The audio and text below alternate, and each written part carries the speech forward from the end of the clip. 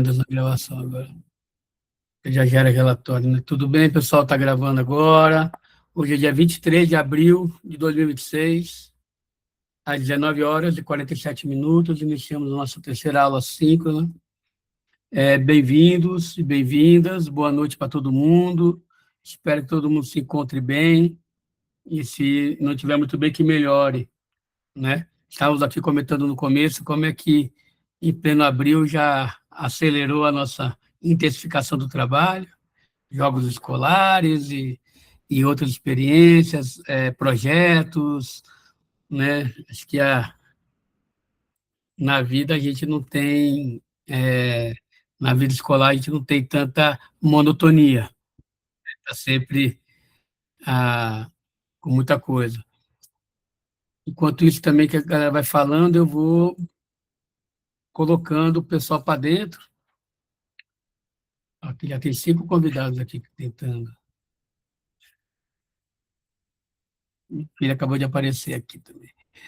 Já mais 5 pessoas entraram, bem-vindas e bem-vindos. Iniciamos a aula agora. Vou começar a colocar aqui o... Olha, peraí.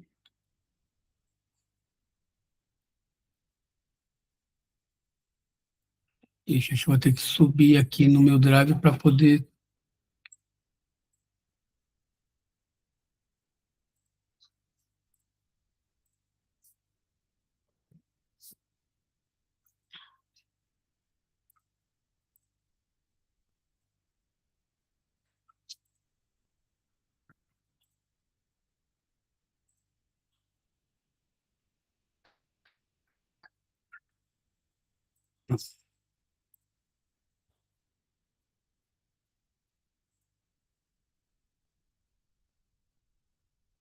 Deixa eu ver aqui. Esse aqui era do primeiro.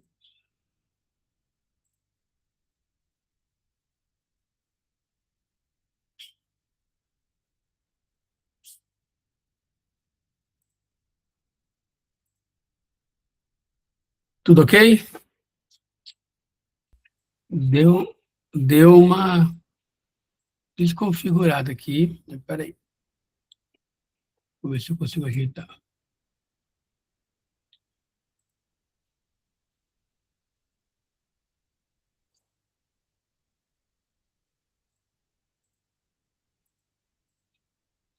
Tem dessas coisas, acontece. Era para estar escrito aqui o corpo, tá? Problema.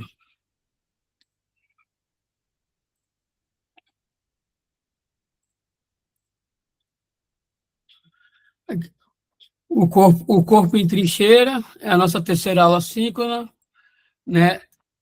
A gente falou,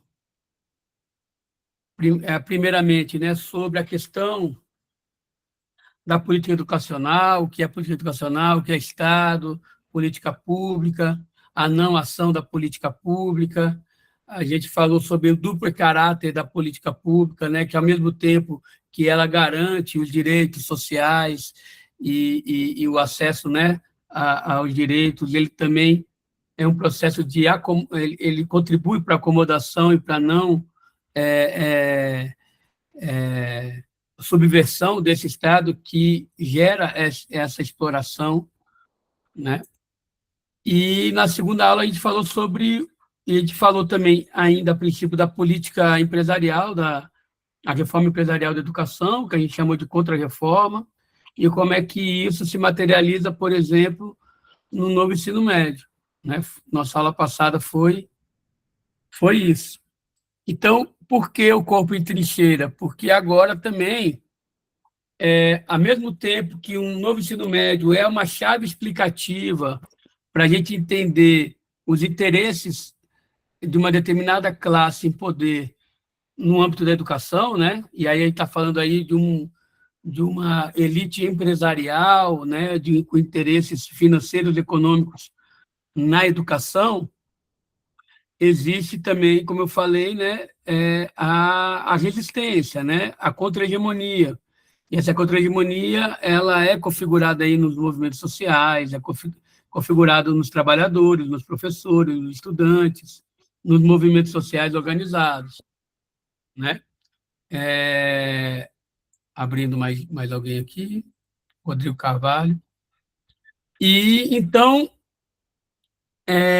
o terceiro é a trincheira. Qual que é a trincheira? Onde é que a gente pode realmente fazer contra-hegemonia? Onde é que a gente pode, né, além do chão da quadra, da sala de aula, a gente desenvolver um projeto de educação, um plano de educação e de didática que faça com que os alunos consigam compreender a cultura corporal como objeto e intervenção da educação física. Quando consigo compreender que a cultura corporal é o acervo de formas de representação humana, na dança, na educação, nas lutas, no esporte, nos jogos e brincadeiras, e que sem a apropriação dessas manifestações da cultura corporal, o adolescente, a criança, ela não consegue ter uma compreensão de mundo na sua totalidade, e que o esporte ele pode explicar e compreender e ajudar a explicar o mundo, a intervir pelo mundo, assim como as lutas, as danças, etc. Então, tendo isso como objetivo, aí, como espaço de intervenção que nós, professores de educação física, temos, existem outros espaços que podem fortalecer essa contra-hegemonia. Uma delas é a própria coordenação, a coordenação pedagógica, a formação de professores, a EAP, né?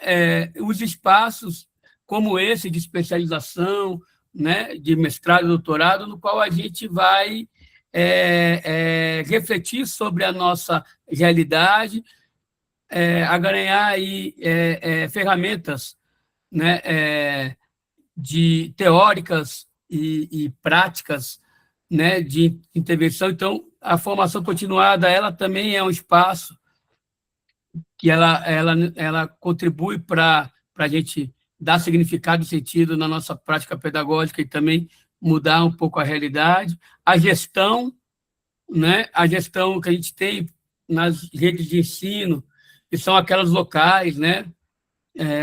Uma boa escola, uma boa gestão de escola, ela consegue atrair bons profissionais de educação para lá, ou então bons picaretas também, né? Isso vai depender muito da lógica que a escola apresenta, mas quando uma escola ela está empenhada em cumprir uma função educacional, né? Ela consegue atrair professores que estão a fim de trabalhar, consegue desenvolver um trabalho bacana de incentivo àqueles bons profissionais que querem desenvolver bons trabalhos, né? Então, e também nas gestões locais e centrais, né? Aí numa disputa política, muitas vezes um pouquinho mais partidarizada, talvez, né? Mas também tem a questão da disputa técnica mesmo, né? A técnica ela nunca está afastada da política, né? Se alguém falasse para você, eu estou somente no cargo técnico, você reduzir o teu próprio trabalho, né? E entendê-lo como um trabalho político também é importante, que é diferente de uma coisa partidarizada, né? Então, a gente precisa, sim, de bons quadros técnicos, mas também com compromisso político, né? Compromisso político e eficiência e capacidade técnica para desempenhar as funções. Bem, até então, no âmbito da escola, a gente pode falar numa gestão escolar, né? Mas uma gestão educacional é algo mais amplo. E uma política educacional também ela amplia, né? E aí, vamos falar um pouco do planejamento como território de luta, né? O planejamento. E aqui a gente traz dois aspectos do planejamento que a gente vai discutir na nossa aula: o Plano Nacional de Educação e o Plano Distrital de Educação. Tá? Uma pergunta aí, botem no chat, por favor. Alguém aqui já participou de alguma conferência? Se participou de alguma conferência, coloca aí qual conferência. Foi uma conferência distrital de educação, uma conferência nacional de mulheres, de saúde, de esporte. Eu sei, se eu perguntar para o Roberto participou de dezenas de conferências, mas bote aí as principais no chat, né? Alguém aqui... Vai lá no banheiro.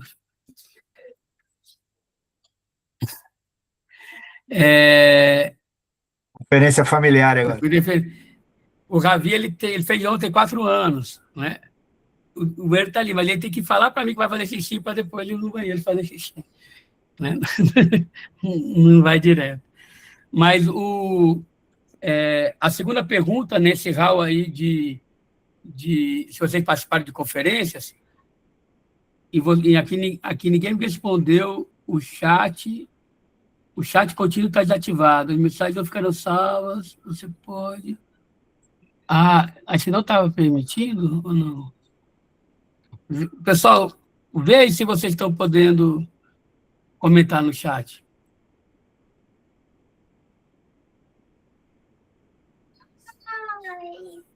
Oi, estou vendo agora. Oi, meu amor. Só um segundo.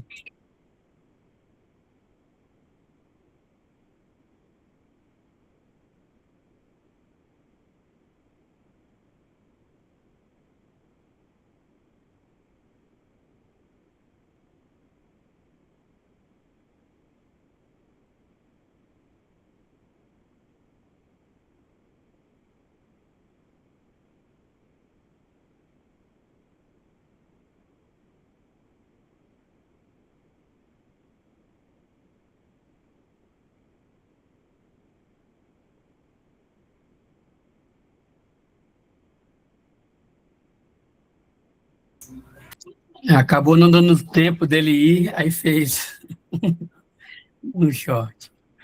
Faz parte, né? Voltando, o pessoal está aqui colocando, coloca aí se vocês participaram de alguma conferência, se participaram de qual. E a segunda pergunta que eu vou fazer é se vocês participaram da última Conferência Nacional de Educação. Lembrando um pouco vocês, a Conferência Nacional de Educação foi em janeiro do ano passado, e as etapas distritais,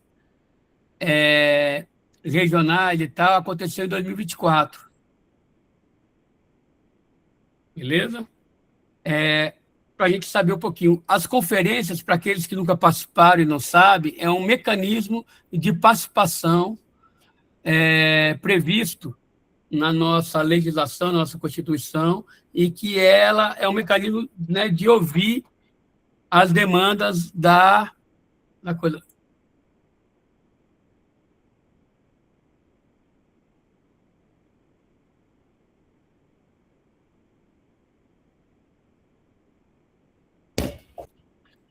Oi, gente, hoje vai ser tumultuado aqui, viu? Mas tudo bem, faz parte, né? Geralmente, nos dias de aula, eles ficam com a mãe, mas hoje não foi possível. Mas é isso, faz parte. A Malê vai fazer 6 anos, então também são pequenininhos. Joanilson participou da Conferência Municipal de Educação, legal. Então, as conferências são esse mecanismo de participação popular, meu amor.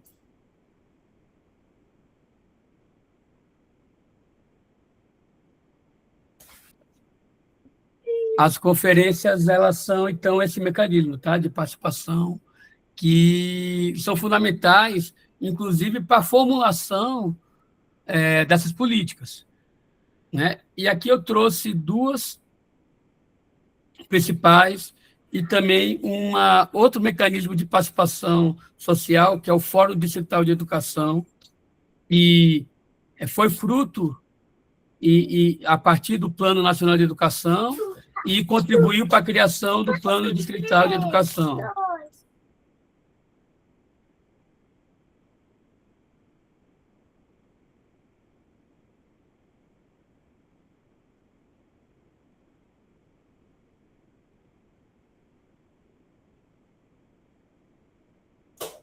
Eles estão aproveitando agora para pedir todo tipo de doce e coisa, porque sabe que eu estou aflito e apertado.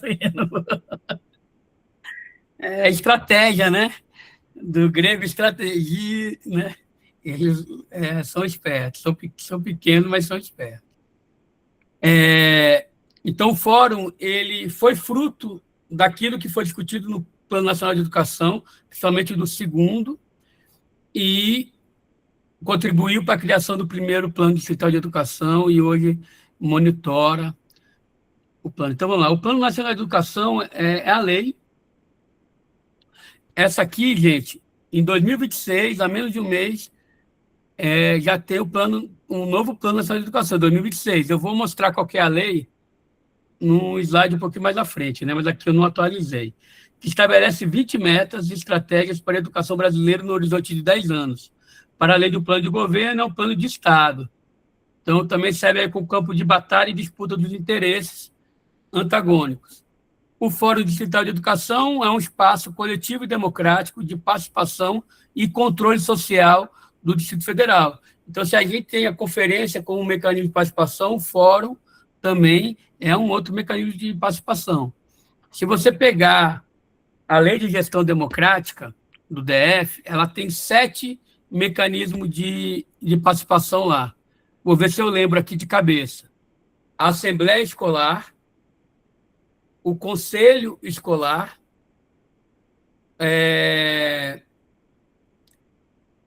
um fórum também de escolar, e você tem o Fórum Distrital, o Conselho Distrital de Educação, está faltando 2 aí. Me ajuda aí se alguém lembrar quais são os mecanismos. Mas são mecanismos, né? Ela tem que contribuem para a efetiva participação. Isso é legal a gente saber também. Tá, e o fórum, então, é onde os movimentos sociais, sindicatos e comunidade escolar se organizam para monitorar as políticas públicas e lutam para que o planejamento educacional não seja, então, sequestrado pelos interesses puramente empresariais ou outros interesses quaisquer. E o Plano Distrital de Educação é o principal instrumento de planejamento, gestão e monitoramento da política educacional do Distrito Federal. Também é uma lei que estabelece metas e estratégias para um período de 10 anos. A gente fez 21 metas, o Plano Distrital de Educação, uma a mais do que o Plano Nacional de Educação, ligado à educação especial, uma específica para a educação especial. Atualmente está em fase de avaliação para o próximo decênio. Você pode ver que o Plano Distrital de Educação é de 2015 a 2024, né? Se eu não me engano, era até 2025. Né? Talvez eu tenha errado aqui. Mas a gente já está há quase um ano atrasado para o novo Plano Distrital de Educação. Depois eu vou explicar um pouquinho mais do porquê que ele está atrasado e quais são as consequências disso. Tá bom? Vamos lá. Então, por que é uma trincheira? Se o Estado, né, o Comitê de Negócios, que organiza e que gere os interesses da burguesia, né, o Plano Nacional de Educação é onde a classe trabalhadora tenta impor limites a esse comitê. Como é um mecanismo de participação, é onde as entidades organizadas do âmbito da educação buscam impor limites, planejar e escolher qual futuro queremos disputar. Eu já militei aqui com o Rodrigo, com o Vitor, no CBCE, Colégio Brasileiro de Ciência do Esporte. É uma entidade científica da área da educação física, da educação, e faz parte do SBPC, que é a Sociedade Brasileira de Pesquisa da Ciência. Então, é uma entidade de luta da educação física e da ciência brasileira, né? Então, também dentro dessa entidade, nós temos disputas internas e dentro delas a gente encontra pesquisadores, professores da área do Brasil inteiro e também participa dos espaços, faz notas contra determinadas políticas, né, dá pitaco nas políticas desportivas do país, nas políticas educacionais. Então, o CBCL participou da Conferência Nacional de Educação, de alguma maneira. Mas eu também participo de uma outra entidade chamada ANFOP, que é a Associação Nacional de Formação dos Profissionais de Educação, e eu fui o coordenador distrital dessa entidade, que é uma entidade de luta também acadêmica do âmbito da educação e da formação. E eu fui coordenador distrital de 2020 a 2021 a 2025, por aí, foram 4 anos. E por ele, eu participei, então, eu ainda sou membro titular do Fórum Distrital de Educação. Mas a ANFOP, junto com a ANPED, com outras entidades de educação, tem várias entidades da educação, o CIMPRO, né, a CNTE, a Centrais de Trabalhadores, o Movimento Estudantil, a UNE, todos eles participam desses espaços, né, organizados aí. Então, é onde a gente disputa qual o futuro, qual o planejamento que a gente quer. Então, é bom entender que o planejamento não é uma ferramenta técnica, ela é uma ferramenta política. E política no sentido mais ampliado do que a política pode dizer, não a política mesquinha, né? Não uma política partidária, não uma política restrita, mas a política ampliada no sentido de participação de todos os membros desse Estado-nação, né? Dos seus cidadãos, né? E a partir da organização. Então, a gente achar que, por exemplo, que a sociedade civil, por si só, ela detém todas as qualidades, é a gente desconhecer que, por exemplo, o Todos pela Educação é uma entidade da sociedade civil, mas que representa os interesses do empresariado da educação. Então, tanto no governo quanto na sociedade civil, nós temos hegemonia e contra-hegemonia e disputamos. E o Gramsci fala de Estado ampliado, é porque ele entende que governo e sociedade civil faz parte do Estado, né? E aí, vamos lá, o PNE. Não sei como é que está aí, se está dando para ler. Consegue ler, gente?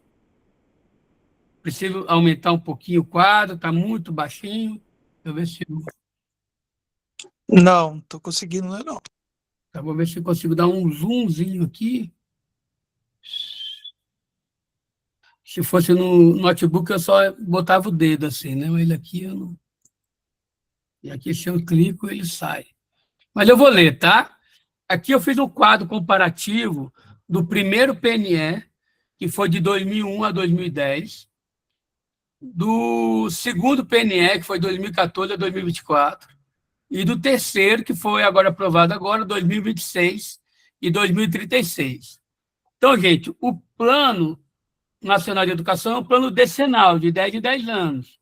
Mas vocês podem perceber que o primeiro acabou em 2010 e o segundo só foi aprovado em 2014. Vocês podem perceber que o plano 2024 terminou e só começou em 2026. Esses hiatos, eles significam que houve muita tensão política para aprovação do novo Plano Nacional de Educação. Há interesses que não gostam, né, de que ele tenha uma continuidade uma logo com a outra. Isso que significa que o Brasil ficou sem vigência de um Plano Nacional de Educação nesses anos, né? Vamos lá, no primeiro PNE, o foco era discursivo. Ele era um plano muito disperso, com textos longos, diagnósticos extensos e fragmentados. Então, foi uma coletânea de textos, diagnósticos, etc., né, que foi muito importante naquele momento, mas ele tinha mais de 200 e tantas metas, né? Já o segundo PNE, ele já é mais sintático, focado em resultados e metas mensuráveis. Então, o segundo já teve 20 metas, 200 e tantas estratégias, cada estratégia para atingir as metas ali.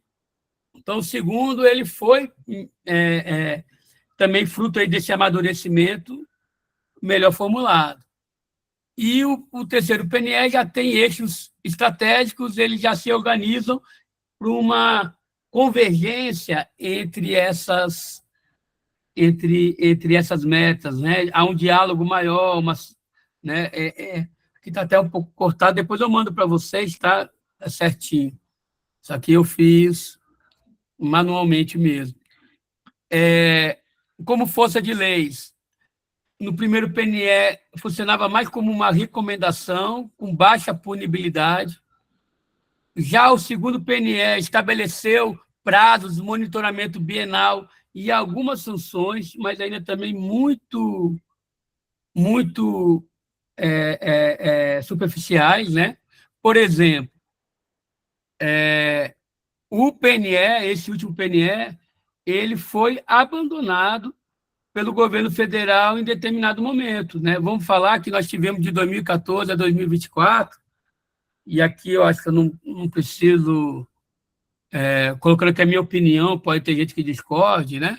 Mas em 2016 nós tivemos um golpe, né? E esse golpe, como eu falei lá no aula passada, no governo Temer, ele modificou a BNCC, ele criou um novo ensino médio, e à toa ele ignorou o Plano Nacional de Educação. Como é que você ignora? Você tem lá metas de estratégia, mas você não está fazendo nada para cumpri-los. Você vai, inclusive,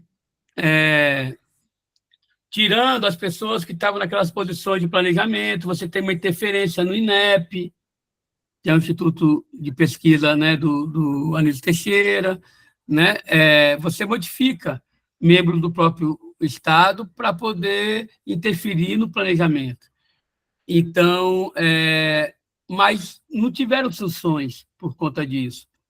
A gente está tentando, aqui depois eu vou falar do Plano de Estado de Educação, que está em construção, colocar um indicativo de que o governador, que aqui também é o governador último, ele ignorou o Plano de Estado de Educação, que o governador que não cumprir determinado % do Plano de Estado de Educação, que ele sofra com uma lei de responsabilidade educacional, né? Que ele possa não ser permitido mais ser eleito, né? Que ele possa ter tanto punições no âmbito de improbidade administrativa, né, da questão da elegibilidade, mas também dos recursos para isso, porque você não cumprir um planejamento é você tacar fora um planejamento de uma década necessária, né, para isso. Então, como objetivo, principalmente o primeiro, elevação do nível de escolaridade e democratização da gestão, o segundo,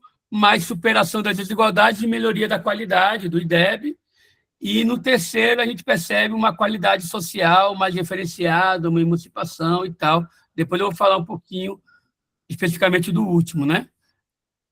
As metas, quase 300 metas de difícil monitoramento, no PNE 24, 20 metas claras, e no PNS as metas são sistêmicas e são interconectadas, né? Mantém mais ou menos o mesmo número de metas.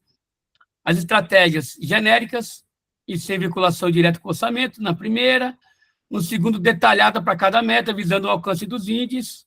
E a terceira são mais operacionais, dando mais viabilidade técnica, né? Os principais avanços, no primeiro, foi a primeira tentativa de planejamento decenal, pós-ditadura. O avanço da segunda foi a vinculação do financiamento e monitoramento participativo. E a terceira teve a revogação, ou então não total revogação, mas a mudança de algumas caminhos, de algumas metas, né, principalmente a questão do ensino médio, dessa contra-reforma empresarial. Há uma resistência a isso a partir do PNE. Principais dificuldades: excesso de metas e ausência de recursos garantidos no primeiro. Asfixia financeira, foi atropelado pelo teto dos gastos, emenda constitucional 95. Eu falei isso também na aula passada, que a PEC do teto dos gastos, ela tirou recursos, ela congelou recursos para a educação e para a saúde, e um deles, por exemplo, foi os 50% que iria para a educação do pré-sal, por exemplo, né? Então, foi uma série... eu digo que o PNE ele foi morto por asfixia, né? Por inanição e asfixia. E tem alguém querendo entrar? Vamos lá. Nesse momento, tem uma pessoa. Entrou. Então, dificuldade também. Então, agora é enfrentamento à lógica gerencialista das fundações privadas, né? Por mais que a gente tenha avançado todos pela educação, esses interesses ainda continuam presentes e muito fortes dentro do Ministério da Educação e dentro da própria CONAI, da conferência que a gente fez. O financiamento, no primeiro vago, não definia a percentual do PIB, no segundo, a meta de 10% do PIB não alcançado devido ao ajuste fiscal. Pessoal, desafio aqui, eu não sei se eu fiz isso em relação ao esporte com vocês, mas qual que é a meta do PIB, de porcentagem do PIB para a educação? Está aí 10%. Quanto é que foi ano passado? Quantos por cento do PIB o Brasil colocou na educação? Quem chegar mais perto ganha um bombom. Ver se vocês... Já o PNE4 continua, né, a tentativa de 10% do PIB com mecanismo de apostas progressivos. Na primeira, em gestão centralizada e focada na expansão da oferta. A segunda já teve um avanço por foco na gestão democrática e criação dos fóruns estaduais de distritais de educação. E aí, no outro PNE também tem a centralidade, a gestão democrática, conselhos escolares e o controle social. Para a formação, lá em 2001 era foco na titulação mínima, tinha muita gente que não tinha nem licenciatura, foi quando o magistério, né, caiu e aí passou a precisar de ensino superior, houve vários cursos para muita gente que não tinha ensino superior dentro da educação fazer. No segundo, instituição do piso salarial e planos de carreira, né? E no terceiro, há um incentivo aí à dedicação exclusiva, informação continuada de serviço. Então, no próximo PNE, há um incentivo para que as redes possam ter dedicação exclusiva para os seus professores, com aumento substancial no salário, para que ele passe a não ficar em dois empregos, né, em duas redes, ele possa se concentrar e ter mais força para isso. Educação infantil, hoje o foco na infraestrutura e na universalização, né, disso. Beleza? Vamos ver lá como é que foi a resposta de vocês. Muita gente chegou em 3% aí, 3%, né? Isso mesmo, foi 3,8%, acredito. Sendo que ele está muito longe, né, dessa meta de 10%, né? Muito longe. Cada por cento aí representa, né? Que a gente não tem professor de matemática aqui, mas qual é a proporção de aumento de 3% para 10%? É bastante, né? Eu não vou saber dizer, não sei se é 3 mil, não sei fazer essa conta de cabeça aí, porque trabalhando com porcentagem, né, é pior. Mas vamos lá. Cada um na sua, né? Eu falo isso para o pessoal lá na matemática da escola, que estava querendo que a gente fizesse cálculo fatorial, e aí depois eu vi que não era tão difícil fazer. A gente faz já a divisão de tabela, que já é muita coisa, né? De aluno. Aí, gente, o Plano Nacional de Educação. Ainda mais algumas coisas aqui, né? Na estratégia, relativa à educação física, tá? Em 2001, no primeiro, a educação física é vista apenas como uma área de apoio ou lazer suplementar. né? Apesar de estar na LDB, educação física com componente curricular obrigatório, ainda você não tinha muito isso. No PNE de 2014, já há um reconhecimento mais legal, mas sob tensão da BNCC, né? A BNCC aí ameaçou tirar a educação física, o novo ensino médio também, e lá no eixo, agora na estratégia 7.15, é legal porque fala diretamente a educação física. Ó.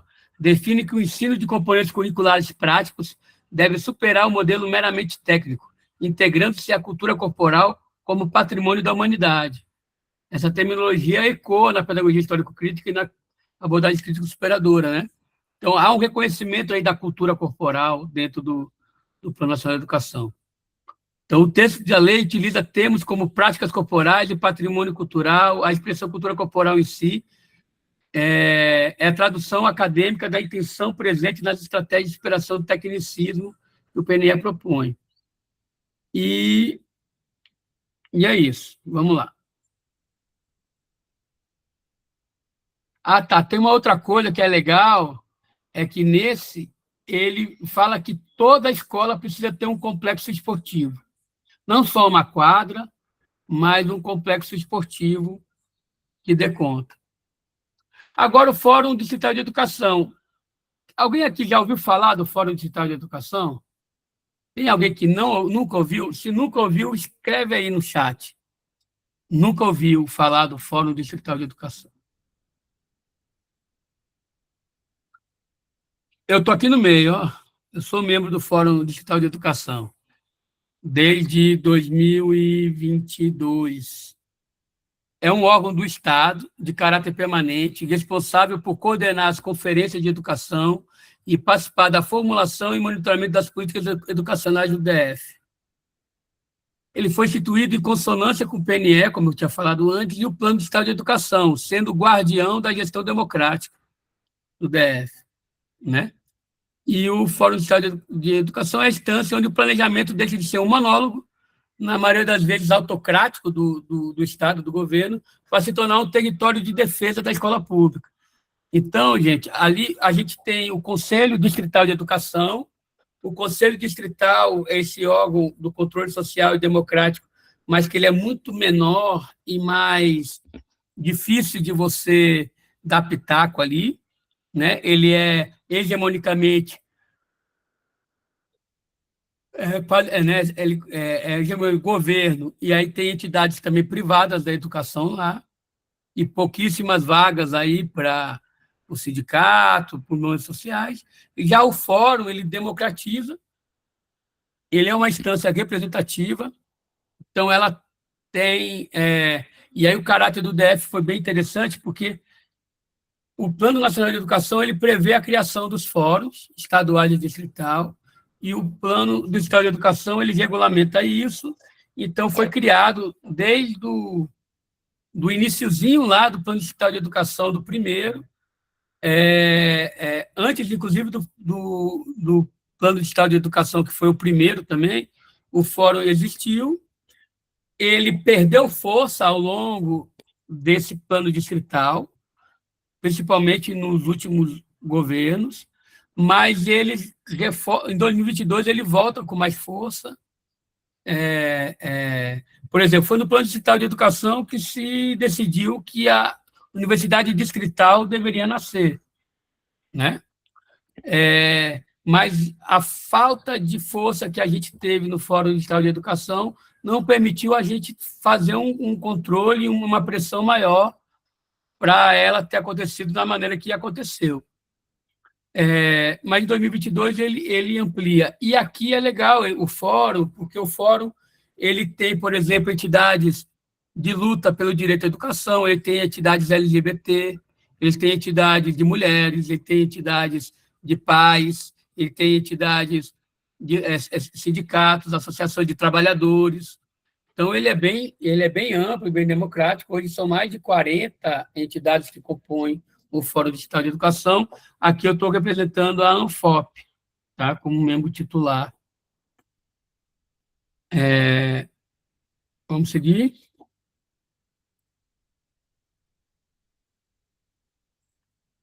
Aí, se aquela foto aqui anterior é da posse, né?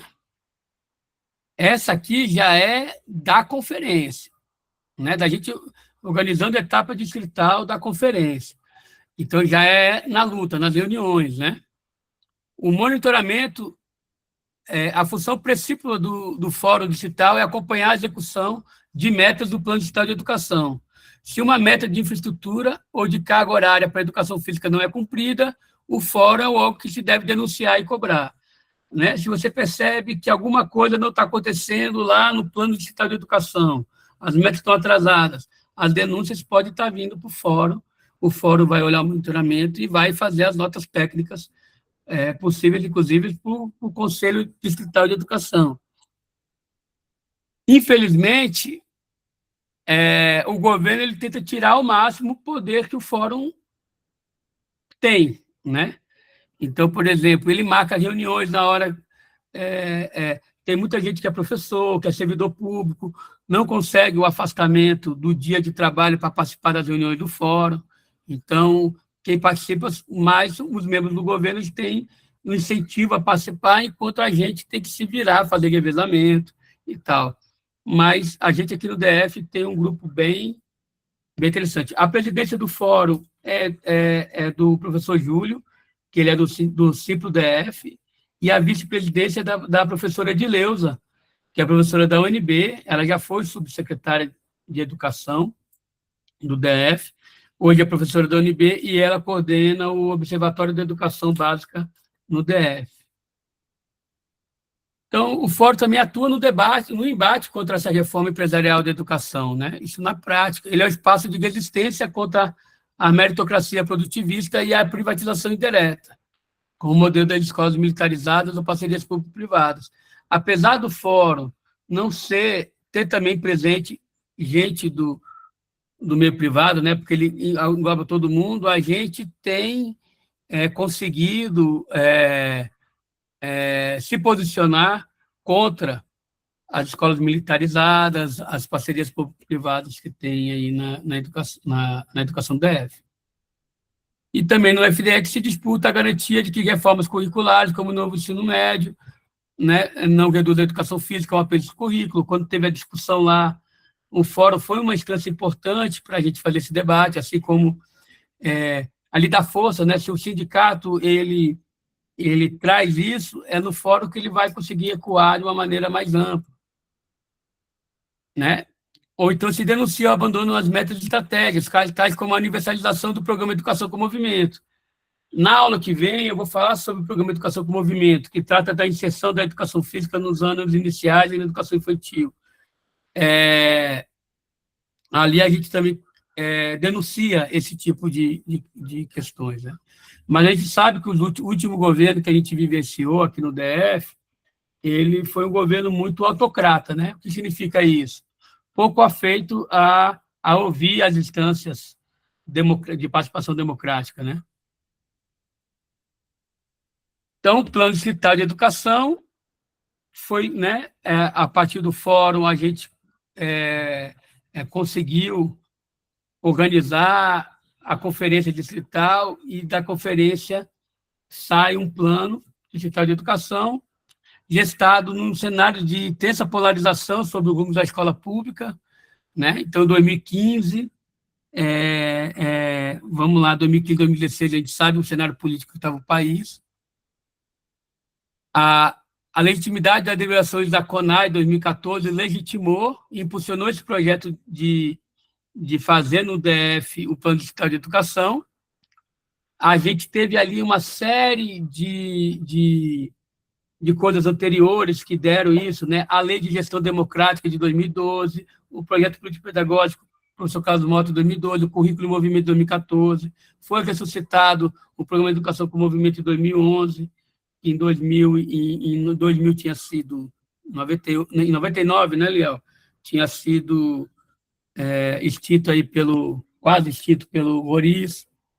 Então, há um acúmulo de forças aí de 2011 a 2014 que permite a criação do Plano Distrital de Educação. Então, gente, foi por muita luta o plano. E o Plano Distrital de Educação é uma lei.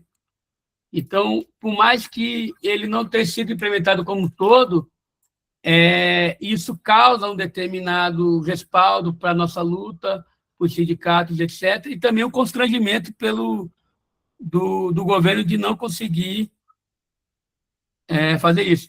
Agora, por outro lado, foi justamente nessa época que houve uma incidência a ascensão da incidência empresarial na política educacional, principalmente nacional, e também aos pouquinhos aqui no DF. Não é à toa, né? Quem conhece a EAP aí, o desmonte que a EAP vem sofrendo desde 2021, 2020, né, na mãos aí do governo ibanês, da secretária Élvia, né? A entrada das fundações, do SEBRAE, das políticas de formação continuada, que substitui os formadores da própria casa pela consultoria, né, empresarial. Aí está uma boa questão disso, né? Então, o PDL tem 21 metas e 437 estratégias. É uma lei distrital decenal vinculada ao Plano Nacional de Educação, e a gente tem a meta 21 sobre educação especial, que é exclusiva do DF. Dentro o Plano Distrital de Educação, ele cria, dentro da estrutura governamental, uma gerência lá na SUPLAD, na Subsecretaria de Planejamento, de monitoramento do Plano Distrital de Educação. Essa comissão, ela é nomeada, né? Ela é independente, apesar de ela ser parte do governo, ela deveria ser independente da gestão, né? Ela tem, inclusive, um período no qual ela não pode sair de lá, etc., mas você tem ideia do absurdo, durante um ano, o ibanês ele extinguiu essa gerência e a gente ficou sem monitoramento do Plano de Estado de Educação de 2018, 2019, se não me engano. Mas essa gerência, essa comissão, ela é responsável por fazer relatórios anuais de monitoramento do Plano de Estado de Educação. Eu trabalhei nessa gerência em 2018, 2017, 2018, por 6 meses. Fiz parte dessa comissão distrital. Foi aí que eu tive também, que eu queria entender um pouquinho mais sobre o Plano de Estado de Educação. Fiquei 6 meses, depois voltei para a escola, lá para o Chicão, em 2018, no ensino médio. Esse que foi o último relatório, e esse relatório é o que gerou algumas discussões para discutir as etapas distrital de educação em 2024, e também existe aí um calendário para esse ano ainda, a gente começar as etapas regionais da Conferência Distrital de Educação e ter a Conferência Distrital de Educação. Existia aí um planejamento para isso ser em julho, agosto, até julho, aí vem as eleições, aí há uma segunda proposta para ser novembro, e uma terceira para ser só lá em janeiro e em dezembro, em janeiro e fevereiro. Então, mas assim, de alguma forma, gente, fiquem atentos. A conferência distrital ela vai acontecer, vão ver conferências regionais, conferências livres, e é onde vai se decidir o próximo plano distrital de educação. É lá que vai ter as coisas, né? Então, é importante vocês participarem. Um exemplo aqui é que o grande gargalo de um planejamento é o financiamento. Se há estrangulamento do financiamento, nenhuma meta estratégica consegue alcançar. A gente pode pegar várias aí, por exemplo, da educação infantil, que era para ter muito mais creche, né? Universalização das creches, inclusive. E hoje você não tem creche para todo mundo, a maioria, inclusive, foi uma opção do DF, uma opção política de terceirizar e conveniar creches, né? E a nossa luta é para que tenha concurso público e que sejam geridas por professores da rede, né? Porque a creche que é conveniada e tal não paga o piso, o professor não é reconhecido como professor lá, às vezes ele é só um educador social que vai estar atuando nas creches, com salário rebaixado, com trabalho muito mais precarizado. Então, hoje você tem na rede, por exemplo, o Centro de Educação Infantil, que são com estrutura da secretaria, professores da secretaria, gestão da secretaria. Só tem menos de 10 no DF. Aí depois você tem as conveniadas e as tem outro nome, tipo terceirizadas, que são dos vouchers, né? Então, essa é a realidade da educação infantil. Mas eu trouxe aqui como exemplo, por exemplo, a Meta 16 fala da titulação de mestres e doutores de professores da secretaria. A meta era para atingir, em 10 anos, 33% dos professores da rede serem mestres, né? A gente chegou a 7,83. Também é muito pouco. Isso considerando que a gente, em 2012, mudou o plano de carreira para garantir o afastamento de 1% da categoria para se titular. Todo ano sobra coisa. A secretaria ela não desenvolveu políticas para contribuir para que haja mais pessoas se titulando. Eu cito aí uma frustração pessoal, né, de um grupo de trabalho que eu fiz parte na EAP, que ia fazer um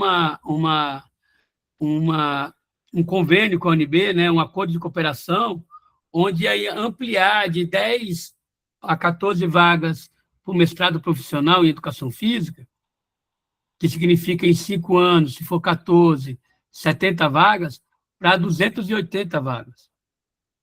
Esse acordo esteve muito perto de ser assinado e não foi assinado pelo interesse privado que a secretaria tem. Para que ela vai fazer alguma coisa de graça pública na UNB se ela pode pagar bolsas ou articular bolsas com as entidades privadas, né? Então, poderia ter crescido aqui, né, se houvesse realmente uma intenção da secretaria. E doutores, 1,35%, e a meta é ter 3%. Para você ter uma ideia, gente, nós temos aqui, nesse número de 2023, 27 mil professores. Só 378 doutores. Aí teve um aumento para os doutores na última greve, né? Que é importante você ter aumento para, né, para que os doutores não saiam, né? Não haja evasão, para retenção, mas atinge muito poucos, né? É por isso também que o governo ele acaba aceitando esse tipo de coisa, mas é porque é uma conquista, eu faço parte disso, para mim foi ótimo, 15% a mais de salário, quem sou eu para reclamar, mas para o conjunto da categoria, isso ainda foi, né, está longe disso. Então, a gente precisa realmente de uma política de formação continuada que faça com que mais professores tenham incentivo de fazer mestrado e doutorado, né? Mestrado, o número é de 2.190. Eu vou até conferir aqui, porque eu estou com o número aqui, se é isso mesmo. Eu acho que de mestrado deixa eu ver se eu pego aqui. Captura.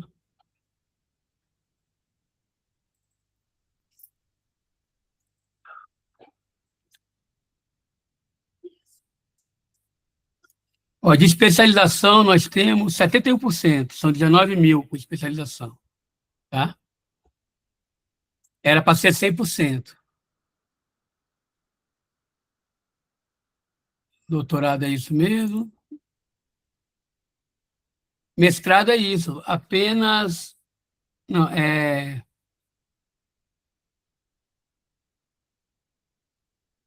a meta prevista é de 8 mil, só temos 2.188 mestres na Secretaria de Educação. Vocês sabiam desses números? Se sabia, diz aí, se não sabia. O que vocês acham desses números? Né? Condições tinha para chegar lá, né? O afastamento ele é fundamental, é algo que poucas redes têm, né? Eu acho que como uma política de 1%, se o Vitor pode até me dizer, acho que é a única do Brasil, mas... É a única.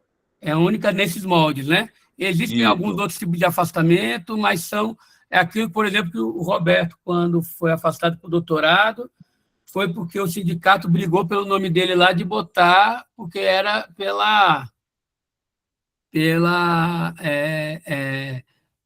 era discricionário, né? Do administrador. Se ele quisesse, se ele fosse com a sua cara, ele dava, se ele não fosse, ele não dava. Então, gente, não sei quantos aqui têm mestrado, mas nós temos um mestrado profissional lá na UNB, também em mais outros 20 estados no Brasil, quem não é de Brasília.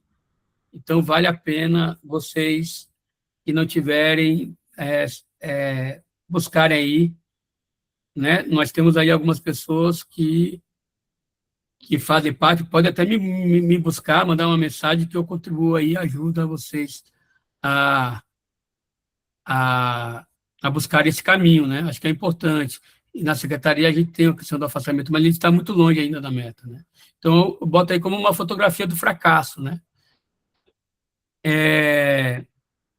Por fim, vou parar aqui o compartilhamento para olhar mais vocês.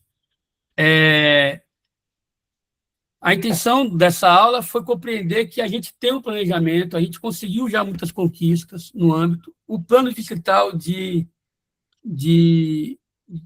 educação, o Plano Nacional de Educação são duas grandes conquistas do planejamento, mas ainda a gente precisa avançar muito, principalmente, né, foi uma luta para conseguir esse segundo plano, o terceiro Plano Nacional de Educação, foram 2 anos no Congresso, o Congresso tentando tirar tudo, o Congresso tentou, de qualquer maneira, não aprová-lo ou modificá-lo da sua maneira, né? E o Plano Distrital de Educação, a gente tem enfrentado essas mesmas dificuldades. Mas o planejamento, ele como eu falei lá no início, um instrumento importante para a gente conseguir ter força nessa disputa, né? Nesse campo de batalha, que é muito difícil. E aí eu já faço, inclusive, uma convocação. Esse é o ano da Conferência Distrital de Educação. É um ano de eleição, mas é um ano de Conferência Distrital de Educação. Então, vamos começar a ler um pouquinho, entender um pouquinho, ver o monitoramento um pouquinho, ver as metas. A gente teve a etapa distrital da Conferência Nacional de Educação, que funcionou quase como uma conferência distrital, mas eram pensando no âmbito nacional. Agora é a hora da gente pensar a nossa realidade, né? Então, a participação tem que ser maciça. Dentro do fórum, eu acho que agora já complicou para a gente fazer a conferência distrital nesse ano. Essa é a minha opinião, porque a gente está em ano de eleição e isso há uma interferência geral. Mas tem gente que acha, e se for esse ano, acha que a gente tem que participar, né? Vamos lá, faltam 15 minutos para a gente acabar a aula, é hora da gente abrir um pouquinho para vocês. Vou ler aqui um pouquinho. Tem a ver muito com temporários, né? Isso, concordo, Ana Carolina. Na verdade, uma grande tragédia da nossa rede do DF foi o aumento exponencial de contratos, né, de número de contratos temporários sem dar chance para esses temporários serem efetivos, né? Explodiu gente que está 10, 12 anos como temporário. A pessoa como 10, 12 anos temporário, ela está ganhando o mesmo que ela ganhava 10, 12 anos atrás, ela está lá no número, né, no nível 1. Isso é muito ruim. A gente tem muitos amigos nessa situação, inclusive em situações até de desânimo, né? Não consegue, às vezes, passar no concurso, porque demora muito para ter concurso, quando tem toda a dificuldade de bancas e tal, de estar bem num dia, outro, né? Pô, se a pessoa foi temporária há 12 anos, ela não pode ser efetiva por causa de uma prova, né? Eu acho isso um contrassenso, né? Eu acho que até para pressionar os governos, há uma ideia para o Plano Distrital de Educação, não sei se isso tem validade jurídica, mas se uma pessoa ficou 5 anos como temporária, ela já deveria ter uma preferência para virar efetivo ali na frente, né? A gente tem uma coisa muito muito rígida, né, por causa dos três da alegria, etc. Mas pô, são concursos públicos, né, os temporários também, né? Então, por que não faz? Né? Acho que tem que ter realmente uma punição aos gestores que deixam chegar a esse número de temporários. A gente não tem data ainda, Thaís, da conferência, tá? Como eu falei, a gente ainda está... Seria bom constar no PDE, né, um limite para o número de contratação temporária. Existe. Né? 20% de contratação no máximo, isso seria interessante. Além da lei de responsabilidade educacional. Legal. Como é que vai funcionar a conferência? Existe uma comissão técnica distrital nesse momento, trabalhando no texto base da conferência. Esse texto base ele saiu também do Fórum Digital de Educação. Eu trabalhei muito na área da formação e valorização dos professores, então, indicando lá, mas essa comissão técnica distrital, que tem mais membros do governo do que da própria Fórum, né? Mas que a gente está lá fazendo esse monitoramento. Quando passa uma coisa meio esdrúxula, a gente briga, né? Aí esse texto base, ele está para ficar pronto agora em junho, julho. Já foi dezembro, tá, né? Já está fora do prazo, mas acredito que em junho fique pronto. E aí, ficando pronto, a gente pode fazer as conferências livres, as etapas regionais. E conferência livre, qualquer pessoa, 10 pessoas, uma escola pode fazer uma conferência livre se ela quiser. A gente pode juntar a gente da educação física e fazer uma conferência livre. A gente pode juntar só o ensino superior e fazer uma conferência livre. Só pós-graduação, só estudante pode fazer uma conferência livre. É legal as conferências livres, porque você pega aquilo que realmente importa para aquele grupo, debate metas e estratégias e aponta, e isso vai para a conferência distrital. Né? Já entra como pauta de discussão na conferência distrital. Se a gente faz uma etapa, e a gente também se organiza para participar das etapas regionais, onde a gente vai. Então, votar lá, como é que funciona? Né? Você tem um texto base, você dá destaques aonde você não concorda, você pode ter uma emenda para adicionar uma emenda aditiva, você pode ter uma emenda supressiva, que é para tirar o que estava e colocar, né, que é de substituição, né, substitutiva, e a supressiva é de você tirar, né, algo que está lá. Então, uma você pode colocar, você pode substituir, ou você pode pedir para tirar. Aí vai para a votação. Na votação regional, manda lá, ó, tais e tais convênios regionais tiveram essa resposta. Aí, na distrital, é o para valer. Né? Tudo que for colocado lá vai ser para valer. Nas regionais, se tiram delegados para participação dessas conferências, para a conferência distrital. Né? É feito por delegados. É isso. A gente tem outros mecanismos de participação, como eu falei. Hoje a ideia foi a gente trazer esse elemento, né, algo importante, algo significativo, né, dentro da nossa... E na próxima aula a gente vai falar sobre um programa, que é a Educação com Movimento. Tá? Então, a gente falou primeiro sobre o contexto geral, o segundo a gente falou sobre uma política educacional mais ampla, que foi o novo ensino médio. Falamos agora sobre planejamento e no próximo sobre um programa. Beleza, gente? Tá ok? Dentro do possível, de 4 aulas síncronas, é o que a gente consegue. Amanhã, acredito que a gente já possa, né, Vitor, subir aí as novas coisas, mas no máximo aí no domingo, tá? Subir essa aula de hoje, a anterior, a gente já sobe já amanhã. Isso. Pode falar, Roberto. Bem, boa noite, companheirada. Tem algumas questões, Tatu, demais companheiros, que o tempo cronológico ele é muito distante da nossa certificação da validade da luta. Por exemplo, semana passada, a direção do nosso sindicato identificou, movida pela nossa base, uma situação arbitrária em relação à remuneração dos nossos trabalhadores temporários. Prontamente chamou a mobilização, a categoria respondeu presente. Revertemos a situação. Então, a gente viu que num prazo pequeno isso aconteceu. A Educação com Movimento tem 30 anos. Na década de 90, 96, 97, nós estamos em 2026. São 30 anos de luta.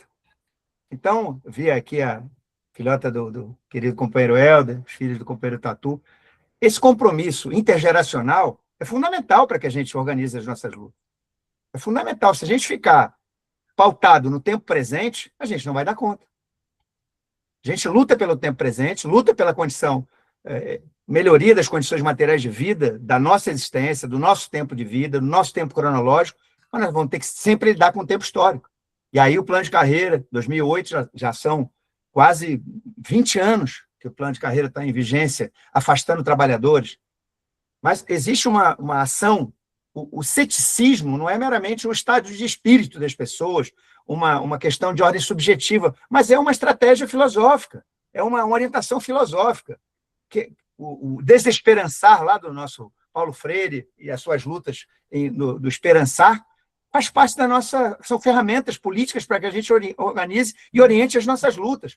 Porque o ceticismo articulado às políticas medievais de agrupamentos que têm tomado assento na política institucional, que disputa mandato e passa a ser gestor, passa a ser dirigente. Sujeito que não tem compromisso nenhum com a educação pública é secretário de educação, é diretor da regional, é diretor financeiro da Secretaria de Educação, e assim vai. Não é incomum essas questões acontecerem. Casualmente, algum é servidor de carreira. Mas o compromisso de classe que esses cidadãos, essas cidadãs têm, é com os nossos algozes históricos. Essa é a questão estratégica. Então, o que a gente viu hoje no Buriti, mais uma vez, reforça, vale a pena lutar. E não vale a pena lutar só para aquilo que toca a gente. Eu não sou temporário. Tenho 37 anos de secretário de Educação. O que está fazendo no Buriti? É o compromisso de classe, é a solidariedade de classe, que a gente aprende na nossa luta, que a gente aprende com a nossa companheirada. E isso é fundamental para a gente ver sentido em participar das conferências, dos seminários, das conferências livres, dos partidos políticos, da luta sindical. Senão, nada tem sentido. É respeitoso. Nós lutamos, a educação pública e há bom tempo, e o Estado é laico, mas não quer dizer que a gente vai amassar as orientações religiosas, longe disso. Mais de 9 em cada 10 seres humanos têm um vínculo que transcende. Não é a nossa relação. Boa parte de nós não lida com essa lógica, mas nós lidamos com respeito. E isso, os grupos medievais, a direita, a extrema-direita, a direita democrática ainda flerta com debate democrático, oriundo da matriz liberal, mas aqueles que pouco apreço têm pela vida, que zombaram, 700 mil pessoas morreram, companheiros, há meia hora atrás da história, fazia chacota, fazia ironia com a morte das pessoas e quer se apresentar como possibilidade institucional de dirigir o país, de ser senador da República ou senadora da República por essa unidade da federação. Essas pessoas, vamos lembrar do Chico e do Milton. Esses não têm decência, nem nunca terão. Porque eles se pautam, eles organizam a vida pela falta de respeito aos seus semelhantes. Tripudiam da boa-fé das pessoas, por isso que tantas vezes fazem uso de maneira inescrupulosa e desrespeitosa de algo que é sagrado para 9 em cada 10 pessoas, cada 10 humanos do nosso planeta. Então, meus queridos, a gente lida com tudo isso no dia a dia da nossa escola. Lembrar, aquele que levou, o grupo dirigente que levou 700 mil pessoas à morte, ganhou as 4 eleições no Distrito Federal. Esse sujeito que sai agora, teve 7 anos, quase 8 anos como dirigente, e quase todo o plano distrital de educação esteve sob a sua vigência. Ignorou completamente a meta 17, ignorou a isonomia entre carreiras de nível superior. Mas deixe algum de nós de pagar o IPTU e IPVA para ver o que acontece conosco. IPTU, IPVA e PDE são legislações com a mesma grandeza. Então, meus companheiros, a nossa luta, e parabéns, Tatu, parabéns, Vitor, por nos provocar tanto dessa forma, para que a gente amplie as nossas ferramentas, para que a gente possa ter cada vez mais o ombro encaixado para fazer os enfrentamentos necessários no dia a dia. São 200 dias por ano. Todo dia a gente media conflito, de 8 às 13 ou de 13 às 18. A nossa vida é isso. São 2.000 dias a cada 10 anos.